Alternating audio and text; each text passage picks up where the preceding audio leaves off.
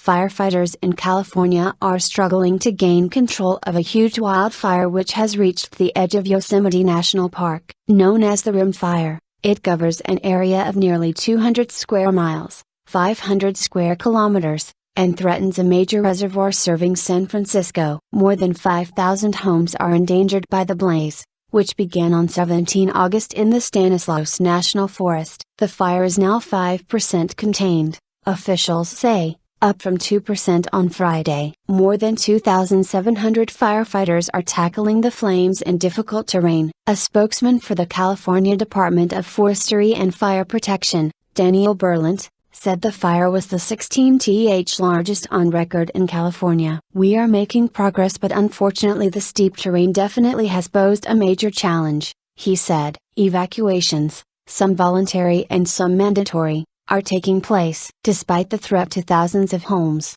only a few have been destroyed. Tourist area. California Governor Jerry Brown has declared a state of emergency for San Francisco 150 miles away as the blaze is threatening power lines that bring electricity to the city. The city's water supplies could be affected if the blaze reaches Hetch Hetchy Reservoir, which supplies San Francisco with 85% of its water. The fire is burning some 4 miles. 6.4 kilometers, away from the reservoir which serves some 2.6 million customers. 2 of 3 hydroelectric power stations serving the city were shut down. The blaze, which continued for a week on the edges of Yosemite, reached the park's backcountry at Lake Eleanor on Friday. But it remains some 20 miles away from Yosemite's main tourist area. The park authorities say they have no plans to close as most of Yosemite, which hosts up to 15,000 visitors a day in the summer, is unaffected by the fire. Areas on the northwestern edge of the park,